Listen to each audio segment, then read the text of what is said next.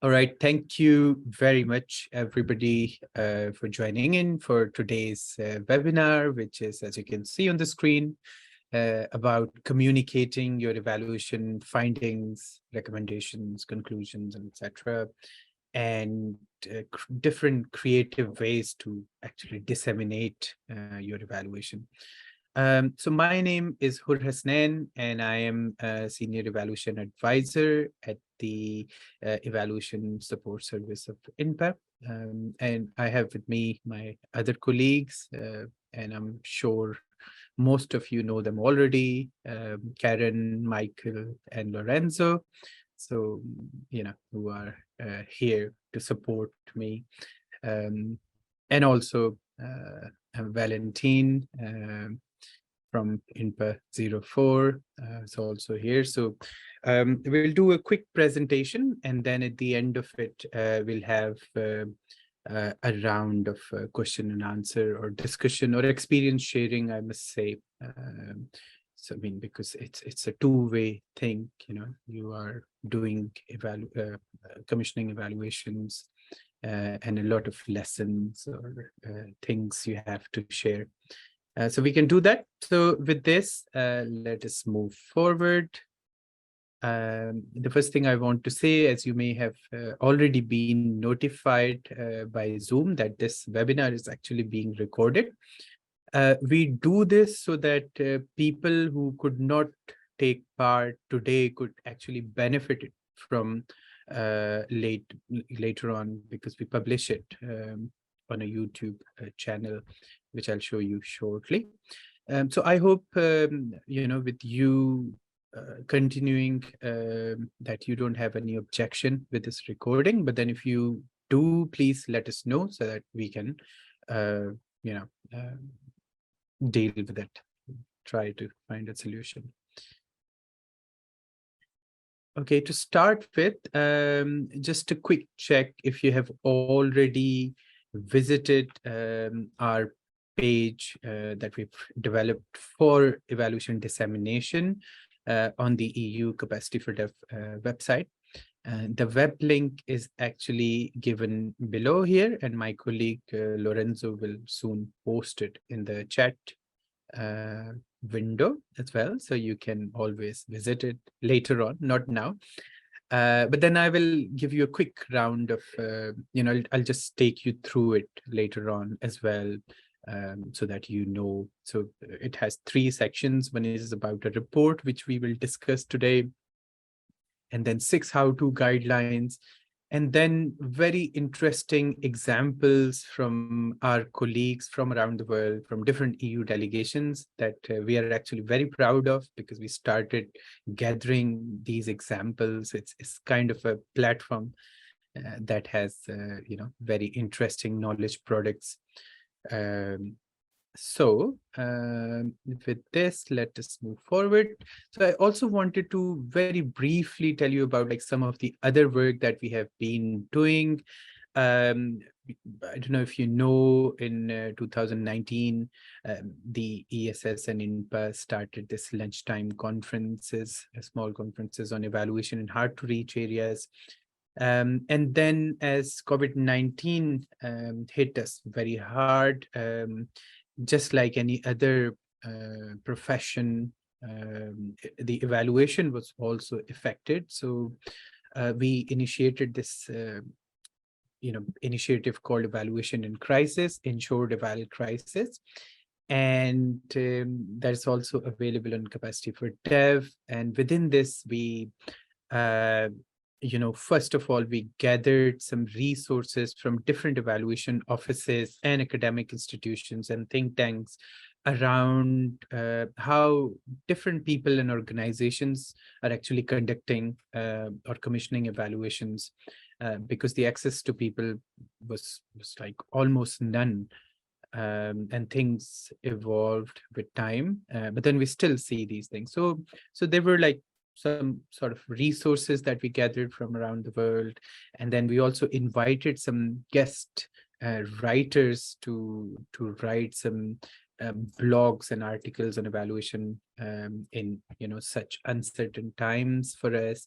And then very interesting podcast series that we started. And that is again, like, we invited some thinkers and doers of evaluation to talk to us about the evaluations, the changes they have seen, and the lessons they have learned. So do go through these and let us know what you think. Uh, so this webinar, as majority of you would know, is part of a series. So as you can see, this is ESS web number 7, which is about communicating your evaluation. All the other evaluation webinars are saved. Their recordings are saved on a YouTube channel, which again is here, but my colleague Lorenzo will send you in the chat box. And then you will also receive these PowerPoint slides later on. So, which also mean that you don't need to take notes for everything. You will receive this in a couple of days. So you can click and browse through these. So if there is something that you see is relevant to what you are doing or planning to do at the moment, for example, evaluation questions, or how to manage an evaluation, etc., you can always access them, the recording of these webinars. So today we'll go through a quick introduction of the evaluation dissemination, and then a study that we did in 2020 on evaluation dissemination, the current practice in INPA. Not current now, it's 2020. So good examples of dissemination products. I'll take you through some of them, which are already on the Capacity for Dev website. And then about disseminating your evaluation results. And then, of course, it's a webinar about evaluation, so we'll not let you go without the assessment or without the evaluation of this webinar. And then we'll have some time for discussion with each other. So, introduction to evaluation dissemination. What is evaluation dissemination? So INPA does a lot of evaluations in a year. So it's important for us to understand, like, the basics of it, and the benefits out of it. So it is basically the public disclosure of the evaluation results by appropriate means, by understanding who the results are going to, like understanding the stakeholders. And it is a key activity in the evaluation cycle. It's also a phase of the evaluation, the 5th phase of the evaluation as per the evaluation TOR. And with this, I mean, I have a very quick question for you about what strategies do you currently use to communicate your evaluation findings. So if you could kindly write down something in the chat box, anything that comes in your mind very quickly. We will have like a quick assessment of where we all are at the moment. So over to you. We have 30 seconds.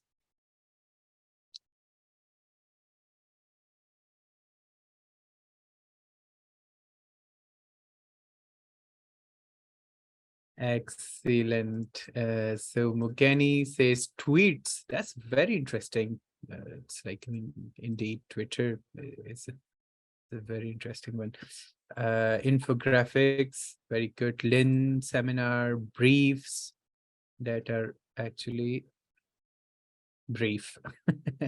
Good, Orla. Reports, indeed, publications. I mean, that's a good number of knowledge products. Very good.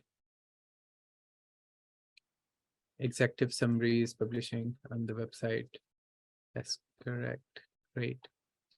Okay, that's very good. I mean, good to know that you're already doing a lot of things. And in the best case scenario, we include it in the newsletter. We could potentially do presentation in InfoPoint. That's a good idea, actually.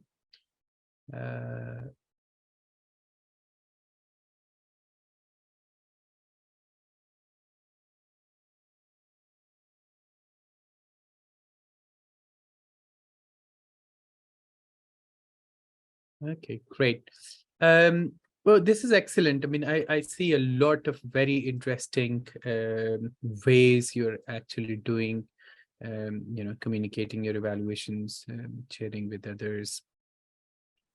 Super. So this was just for me to understand where we are.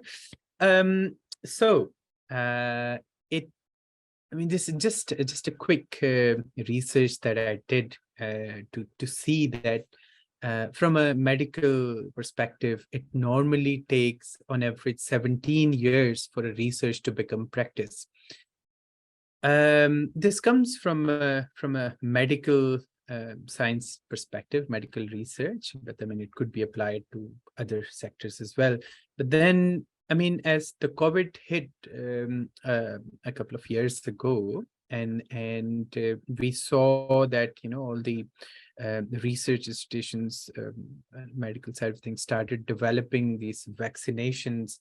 And as soon as it was communicated so well that the whole world was actually waiting for a vaccination. Even the policy makers were waiting for a vaccination and a solution to this, to get out of this. And as soon as something arrived, and as soon as it was approved, the whole world started using it.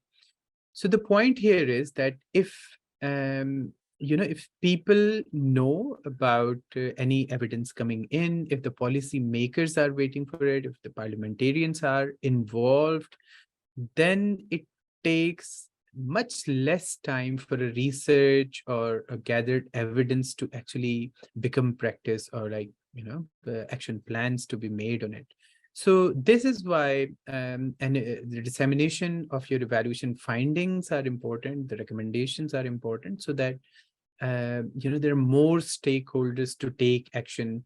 Even the people who were the participants of an intervention, we have seen, I mean, in many places, that they actually become they take actions rather than just being recipients of aid or a program kind of thing. So I have a quick poll here. We just have like 3 interesting polls. So you just need to click on a yes or no question. And it says, does the EU INPA evaluation matters, which is kind of sort of evaluation policy of the EU INPA, discuss evaluation dissemination, including production of knowledge products in detail? What do you think? Yes, no? I would let you know that this poll is completely anonymous. So whatever you write, whatever you select, right or wrong, you would not be, there is no ways anonymous. So feel free to tell us what you think. It's 50. Oh, okay, I should not say that. I think we have few more people left. Excellent. Okay, that's it. I mean, I actually see the number of people who have responded, so that's why I wait. And very interestingly, I see the result as well. So a couple of people haven't responded, but I think we can end poll and show the results. Share results. Can you see the results? You can? Yes, we can. Okay. Yeah. So okay, 55% of participants think yes, the EU evaluation matters, and discuss evaluation dissemination in detail. And that is indeed the correct answer. It does. And let me show you in the next slide a quote. I mean, it has a dedicated section on dissemination of evaluation results.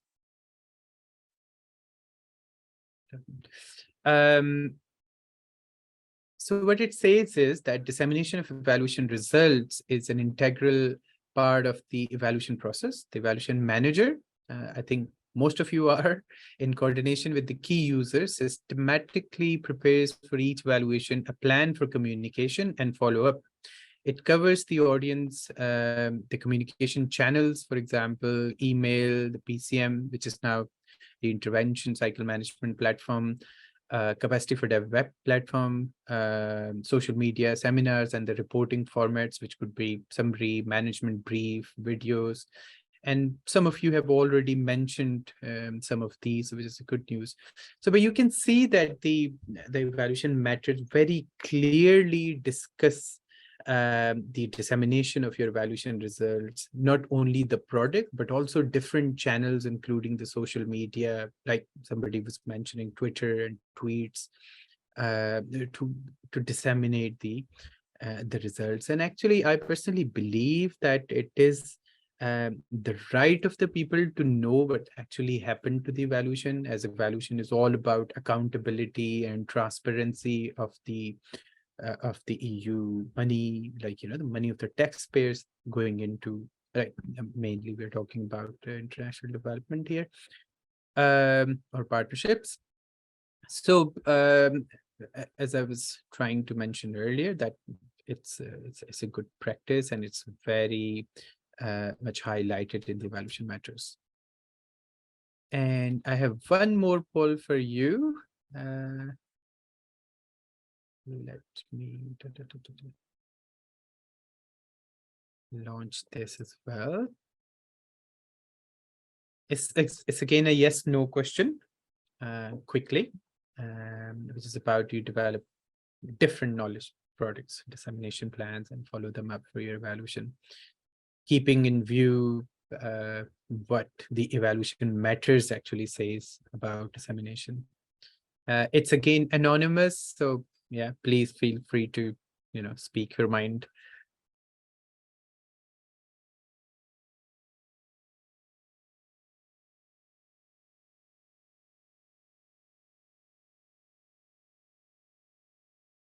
It's very one more person and we'll end the poll.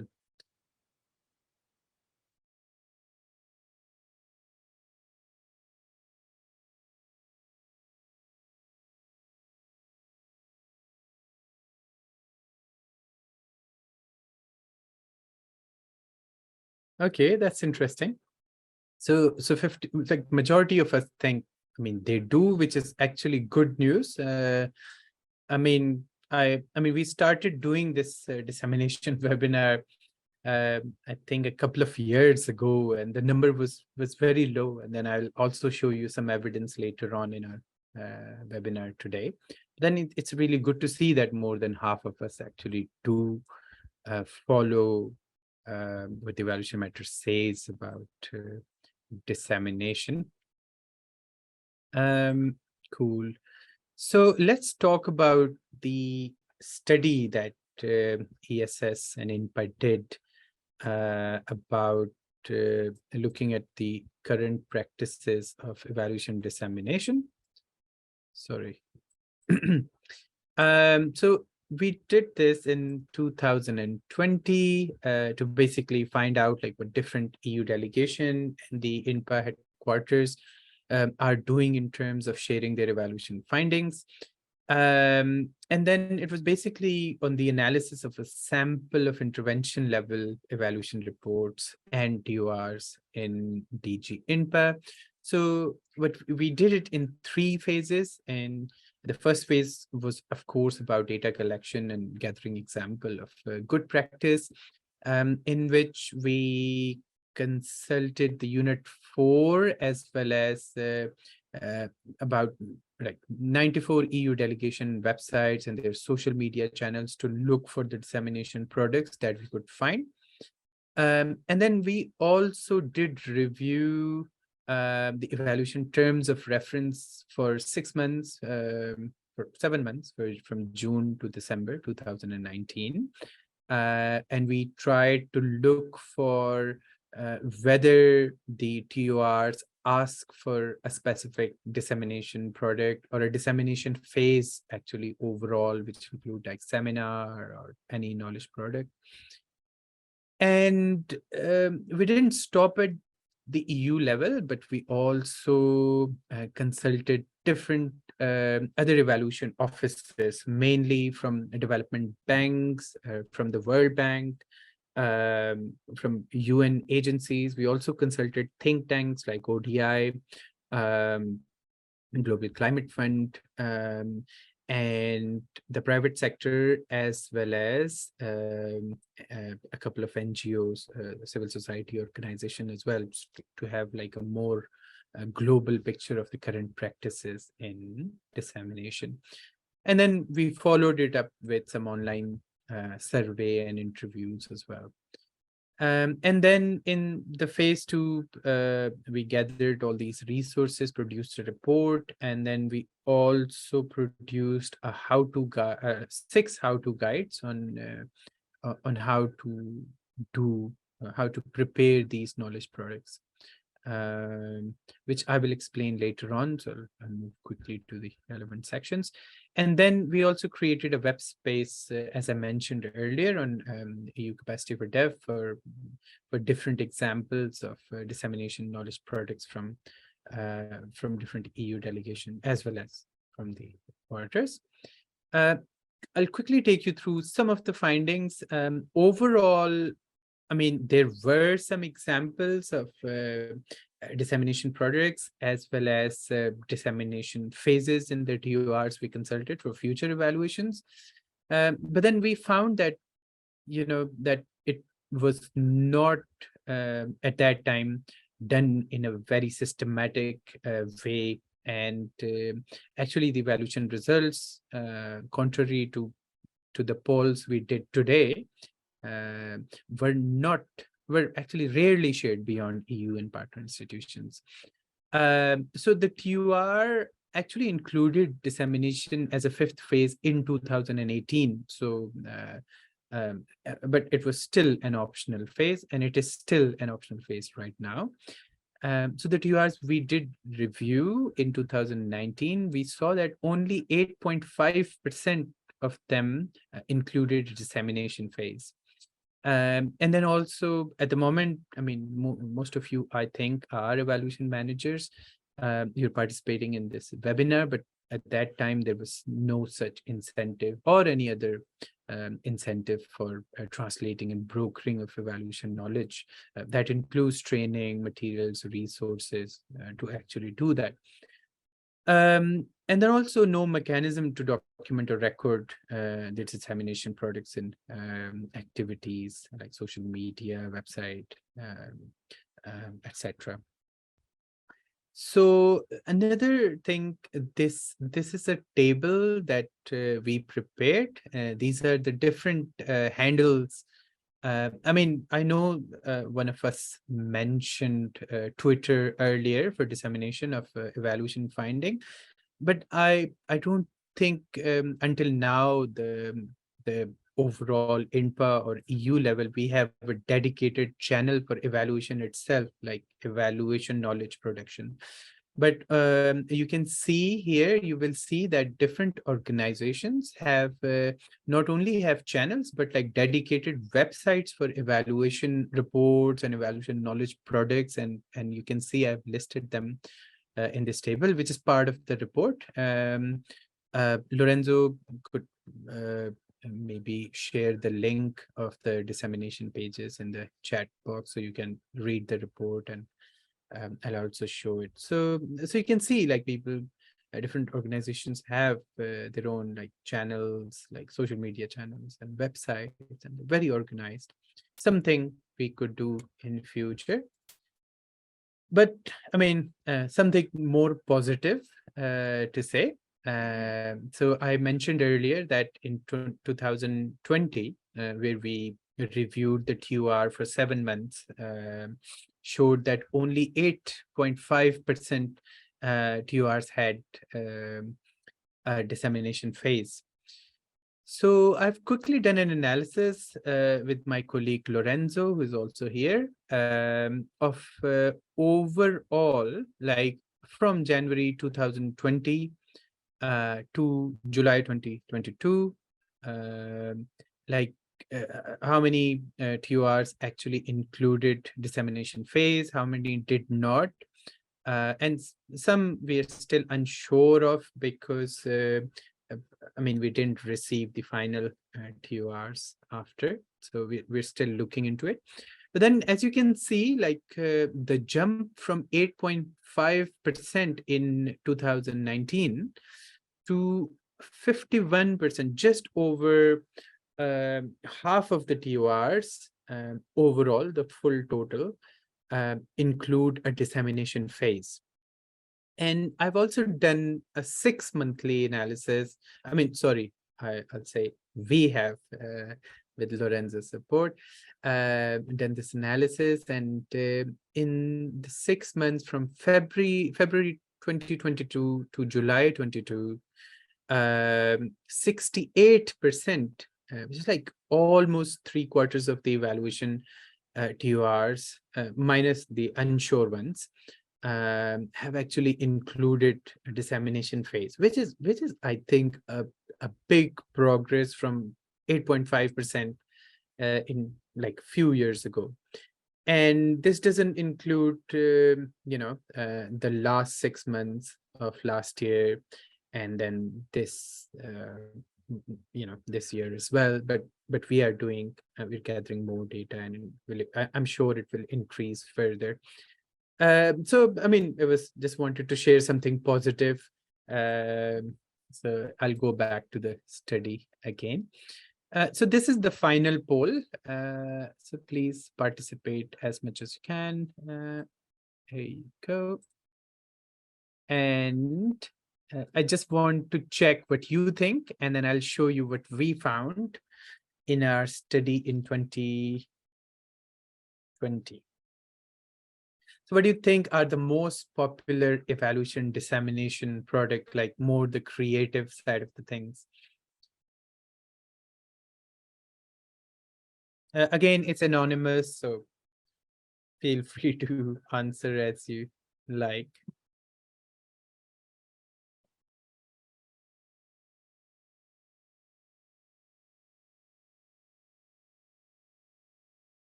Okay, very interesting. Okay, 2 more responses. Maybe this time I have we have like almost 100%, almost 100% participation. Okay, all right. So we have a couple of people left, but it's okay. Let's end the poll and share results. So we see 55%, the majority of people have set evaluation briefs, and number 2, webinars, indeed, and then 9% infographics, and videos only 9%. Okay, videos 9%. Let us see what we found in the study. So actually, we said videos 9%, videos, I mean, I'm talking about the whole sector, and like the different development banks and UN agencies, civil society organizations, like the list I shared with you. So actually, 71% of them make videos out of their evaluation. Like this is the most popular one. And actually, why not? Because videos, I mean, it's like talks to more of our senses, right? You can see it, you can listen to it, and you can also maybe feel it. It depends on who's making the video. But it's a very powerful tool, and with the this YouTube and social media channels, and it's a short video, quick video, we can always do that. And I'll actually take you through one of the videos that we did in Ivory Coast. It was very interesting. So the evaluation manager didn't have to do it themselves, but they added that as an output in the evaluation TOR. So the evaluators, when they were already in the field, they produced this this video, and I think we have a couple of examples now. And then this is followed by infographics. So a lot of you said that. podcasts, briefs, blogs, writing blogs. I mean, people actually do write blogs, which is also very interesting, and some creative reports, like different ways of presenting. And podcasts. I mean, I'm a big fan of podcasts. So I've actually heard a lot of evaluations actually translated into podcasts, which is very interesting. And I've also seen heard some radio programs as well on evaluations. So it's interesting ways of, like, giving the knowledge back, closing the feedback loop, or the learning loop through evaluation. So I have actually talked about these, but then I just want to quickly do a virtual tour of the space we created on Capacity for Dev website. My colleague Lorenzo will share the link, but I will stop sharing this and I'll share with you my screen, which is the Capacity for Dev web page.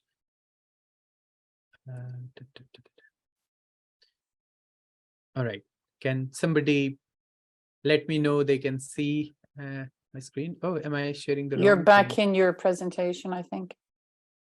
That's true. This is the PowerPoint slide, and I want to share this page. There you go. Can you see the Capacity for Dev website here? Yep. You can. There, Fantastic. yeah. So this is the space that we have created for disseminating evaluation. And as you can see, there are 3 sections here after a bit of introduction.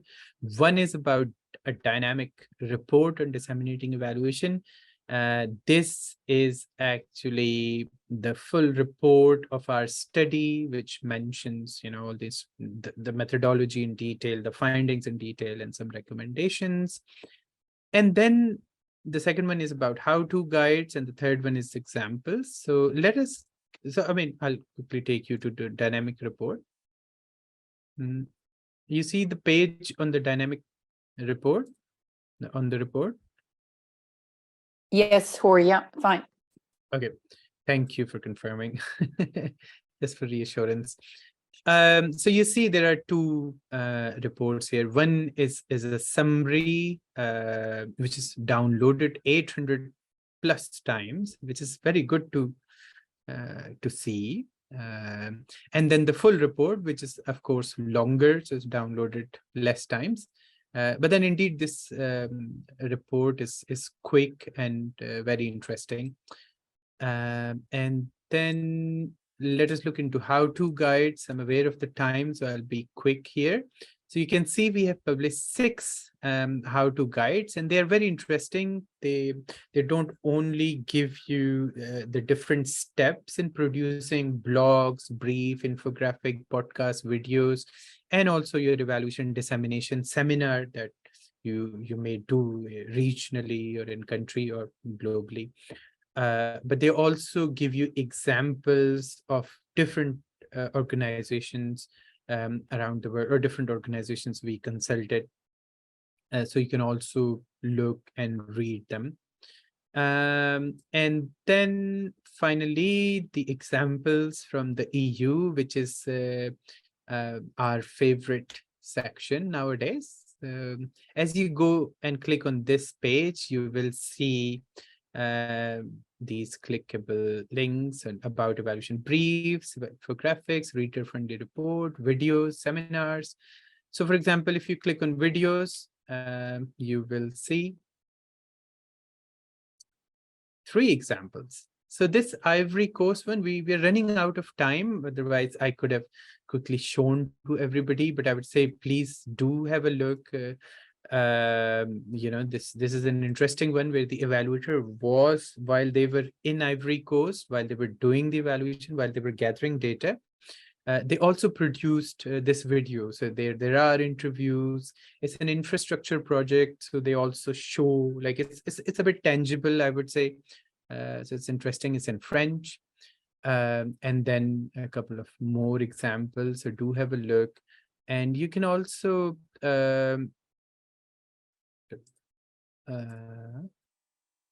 example. So you can also look at the page about like evaluation briefs, and you will see a long list now.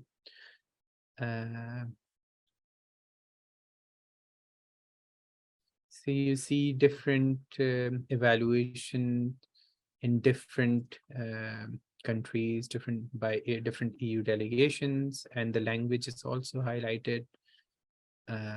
Just a long list. So and we are building this list. So if you also know of any dissemination product that your delegation has produced, and you think that you don't see the dissemination product on this page, please let us know, and we would love to publish it there, because I see that a lot of our evaluation managers have actually started consulting this page and, taking references, learning from each other. So why not? Let me go back to the PowerPoint slide now. So this was a quick tour to the Capacity for Dev page, but the link is here and also in the chat box. So please go through it. I assume that you might be developing something or working on something at the moment as you are in this webinar. So this could be your guide. This is also from the report that we have produced. So again, from within the EU as well as from other organizations, we have gathered some range of cost of some popular dissemination product. Like, for example, if you want to make a video, it might take you between 1 to 12 weeks. It could be in-house, or you could hire a video expert. The length average we found was between 3 and 15 minutes.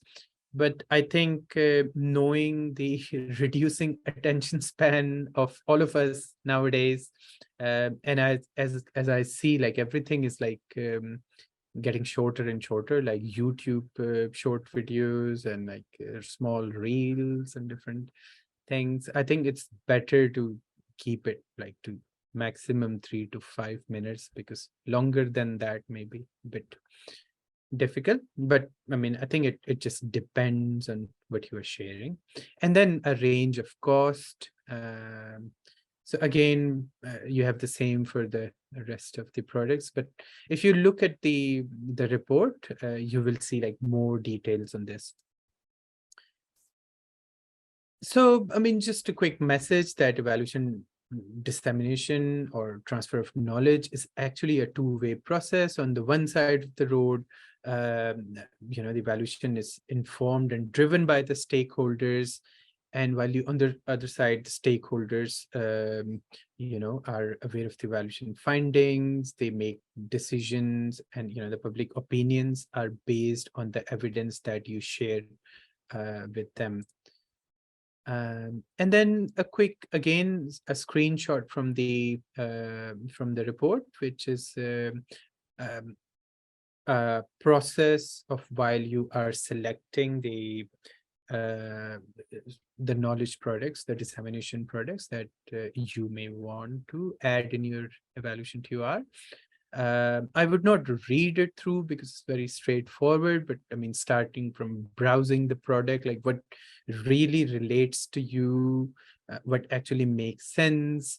And this is actually informed by understanding your stakeholders, your target audience.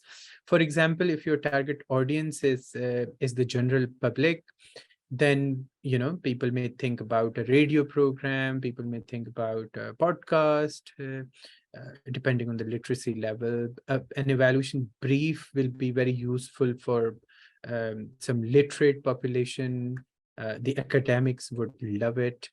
While videos, I think it serves many purposes, and I think that is why it's the most favorite of all, because it could be for general public and it could be for the policy makers, and also like policymakers. They're busy people, so they, I think, prefer mainly the small infographics, which are rather one pages, compared to the briefs, which are a bit longer, 2-3 pages.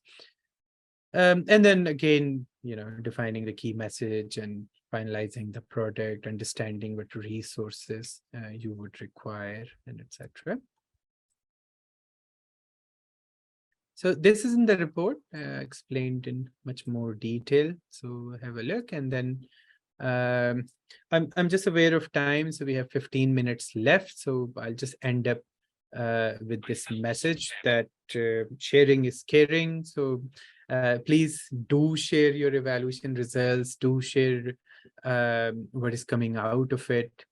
As I said earlier, that the respondents of your evaluation, they have the right to know what actually happened with the data that we have gathered. And I think I find it very unfair that, we gather a lot of data, and I'm talking more about, these community-based surveys and, the communities that are already affected by different catastrophes or poverty, etc. And they go through a lot of evaluation or research fatigue through this. It's always good to close that feedback loop, close that learning loop, so they also know. And you never know, by knowing the evidence and by knowing what actually happened because of an intervention may make them change makers, may give them more motivation of doing things differently. And then with this good message, we are here to the assessment of this webinar. So how you can do this? For people who have smartphones and who are smart, like our colleague Michael, can just scan this barcode and it will take you straight to the survey. It's very quick, and it'll take less than 1 minute to do this. And then the other way is also the traditional way of going to the web link, which I have posted here. But I wonder, Michael, if you could post that in the chat box. So It's that we already can- there for. It's already there. Yeah. I don't see it actually. So yeah, that'll be very helpful for us to improve things in our future webinars. Your feedback is very important. And with this, the final slide, which is about any questions or any anything that you may want to share with us from your delegation or from your office. We would love to hear. You can use the chat box. You can write it, or you can just open your mic and let us know your question. So over to you guys.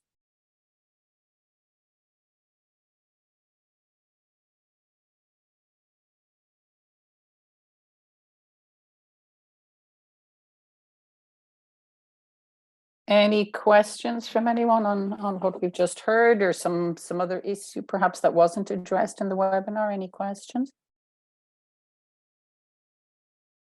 All clear?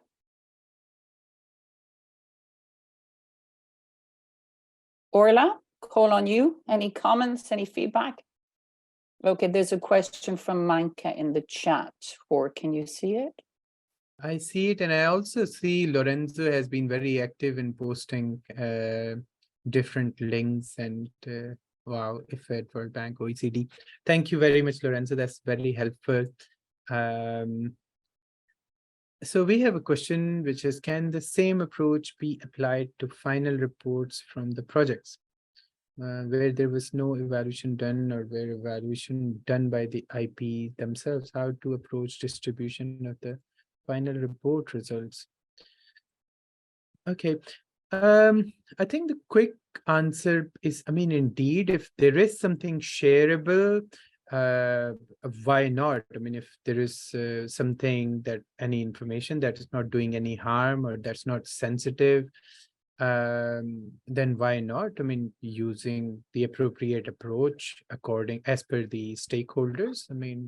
It's always good practice to share, but the only difference between a final report and an evaluation is that evaluations are mainly done by the external. So whatever you would say to the public would not be your opinion or the implementing partner's opinion on things like, oh, how good we have been.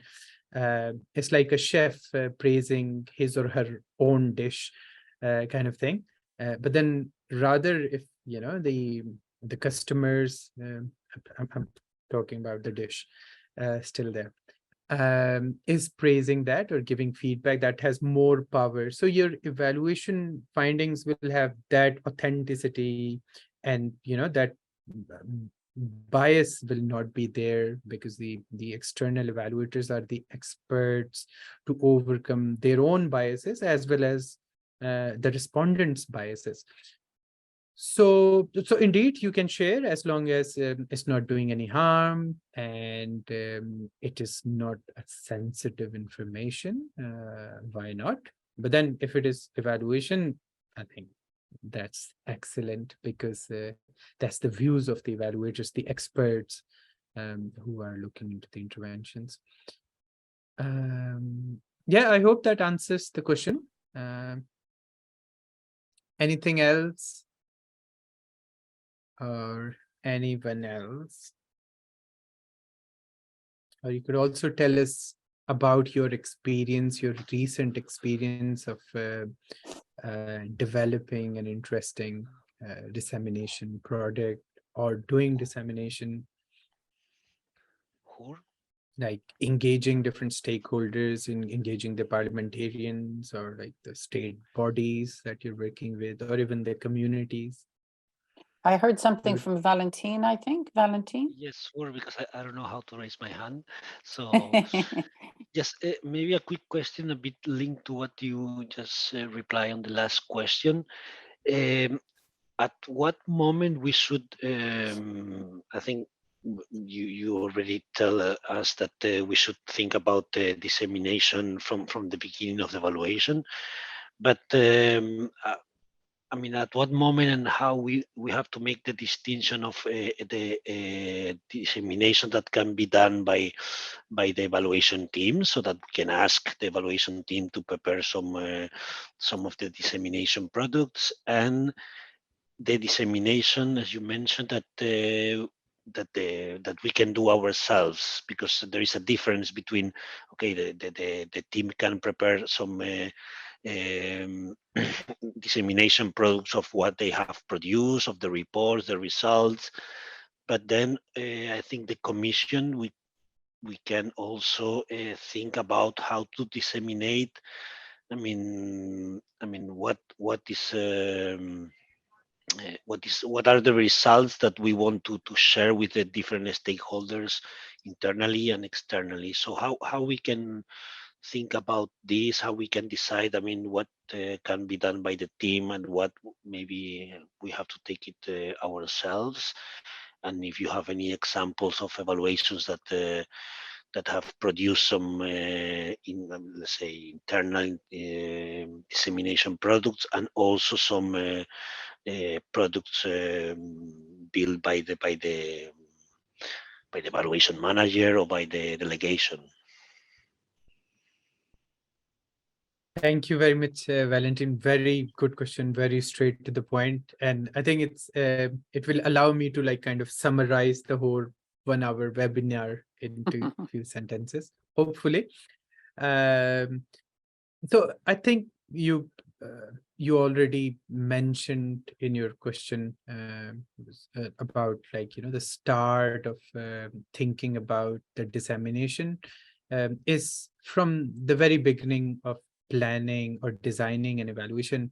As you know, that we added dissemination as an optional phase, the 5th phase in evaluation TOR. It's also present in the evaluation matters, and will also be present in the handbook, the guidelines, and etc. So it's from the very beginning. And then your question on who should be involved more, the evaluators or the evaluation manager or the EU delegation or colleagues from headquarters. I think that is something to be discussed and finalized during the evaluation inception phase.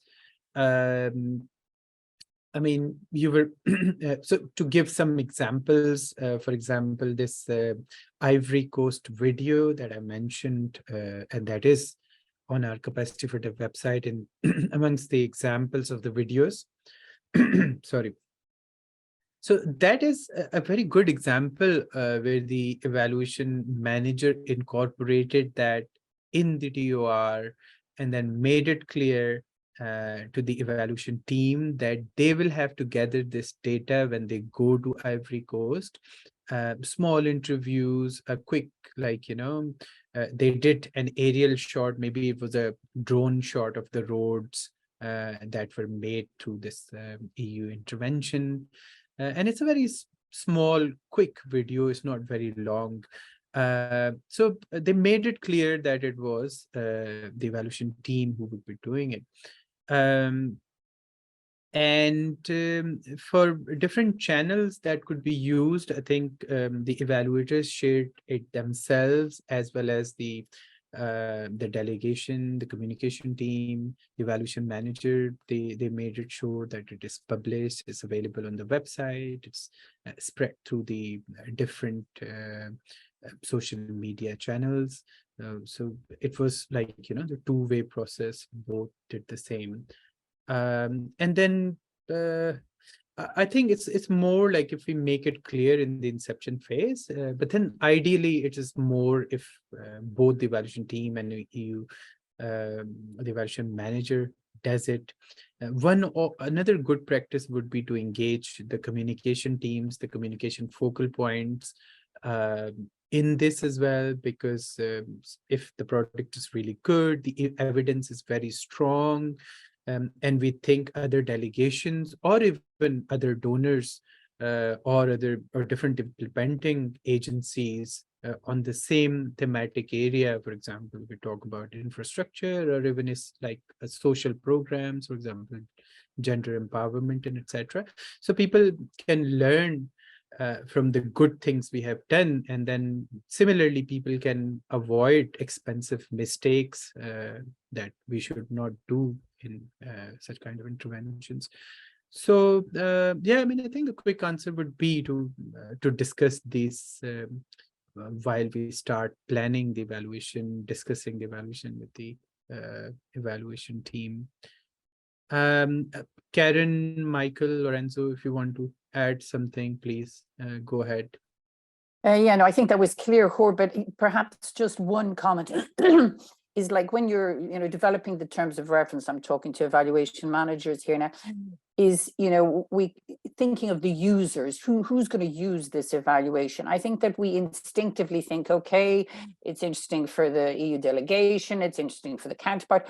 We think in terms of a small audience, that these are the people who are going to be interested in this evaluation. So I think already when we're thinking through in the terms of reference, you're asked to identify who are the users of this evaluation, to think broader than that, because, ultimately the evaluation can bring, useful learning to other audiences. So once you've thought through who those audiences might be, whether Jorge has already mentioned some of them, other international organizations, other thematics, other delegations, for example, or whoever it is, other communities, local authorities, local counterparts. Once you identify your audience, that's a screenshot that Jorge showed us. Once you've figured out who your audience is, then you go to, okay, this is the best channel to communicate with that group. So I think it's to get away, because often when we look at terms of reference and we see users of the evaluation, we see EU delegation, headquarters, and the counterpart government. So that's the start of it, is to start thinking already in terms of who else might this be useful to. So that way we encourage this sort of learning type of approach to evaluation. So just to add that to what you said, Jorge. And I would say that in most evaluations, there is, in any case, a stakeholders mapping or some kind of stakeholders mapping exercise. And this is the best place where you can actually just add a column or make sure that the engagement of the stakeholder also includes dissemination and communicating on the results of the evaluation. Yeah, absolutely. Yeah. All right, thank you very much, guys. And we are literally on the dot 1 hour. So if there is not any more questions or if you're satisfied with our responses, we can close today's webinar. And it does seem that there are more questions. So thank you very much, everybody, for taking your time for this webinar. And we really look forward to more and more knowledge products that you may produce. And then if you have produced something or you know about something, please do share with us. And we would love to share that on our Capacity for Dev website platform that we've created. So thank you very much. Take care. Have a good rest of your day.